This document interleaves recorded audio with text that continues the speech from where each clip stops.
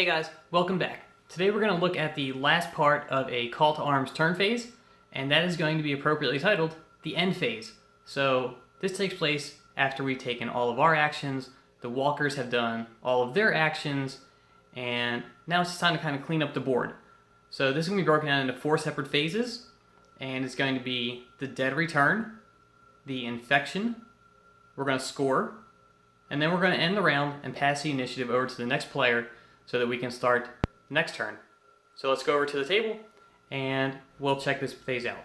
Alright, so throughout the course of this series, we've been dropping tokens all over the board to represent different things. The first part of the end phase is to see if the dead are going to return. And all that we're going to do for this is any walker that's on the board that has a prone marker next to it, or that has been laid prone, we're going to roll the 50-50 die and see if the walker gets back up.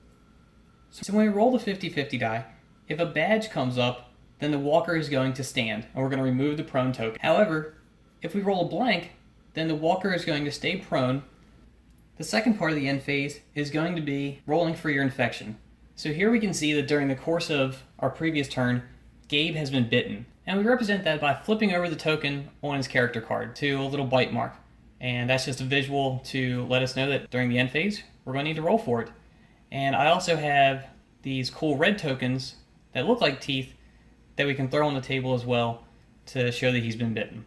All we're going to do in the end phase, again, we're going to roll this 50-50 die, and what's going to happen here is, if we roll a badge, then he's going to stay at his current health. But if we roll a blank, he's going to lose another point of health as the infection has spread throughout his body. Now, if we get so far down that Gabe loses his final wound and dies due to the infection, we're going to remove him from play and replace him with a prone walker. Now, the third part is going to be scoring. And the scoring that we're talking about here is going to be for static objectives. And static objectives are going to be larger pieces of terrain or scenery that play some kind of key role in the scenario that we're playing through. So in this example, let's say that we have to get to this tractor and take control of it.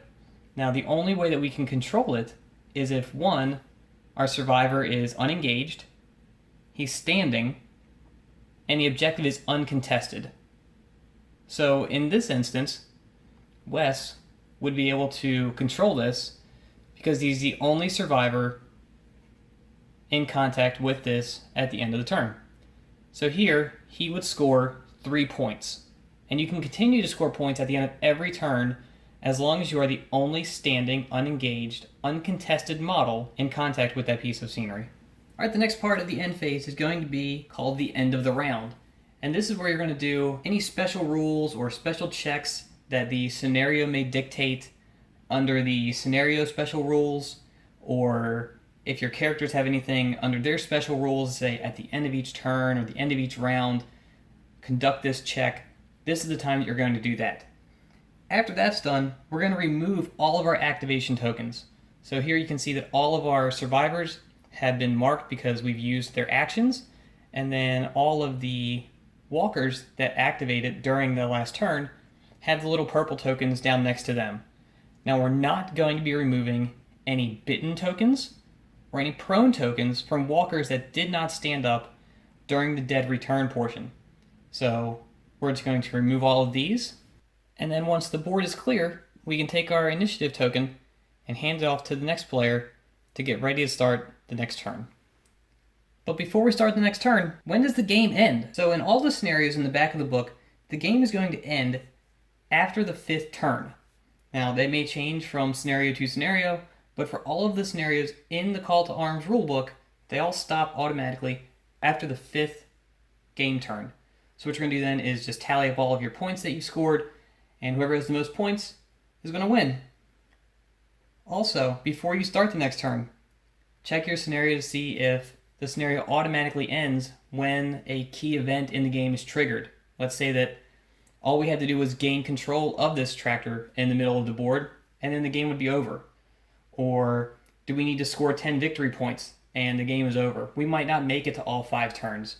Alright guys, and that is going to bring us to the end of our How to Play The Walking Dead Call to Arms video series. I really hope you guys enjoyed all of these videos, Had a great time making them. I learned a lot about this game. There's a lot to this that I like, and there's a lot of All Out War that I like. It'd be great if Mantic could take both games, combine them together, and take the best parts of both. So please go back and check out my other videos. Make sure to subscribe to the channel. I've got some great stuff coming out. We're going to start up our next season of battle reports where we get to the prison. Got some cool prison terrain to show off during that series. We've got lots of other good stuff on there as well. We've got the versus videos, lots and lots of terrain reviews for some Blackslate Studio kits that are just awesome, and a whole bunch of battle reports from All Out War that you can catch up on before you go in and start watching the new season. So I want to thank everyone again. Make sure to like the video. Let me know what you like in the comments. And again, be sure to subscribe to the channel. And I'll see you guys next time.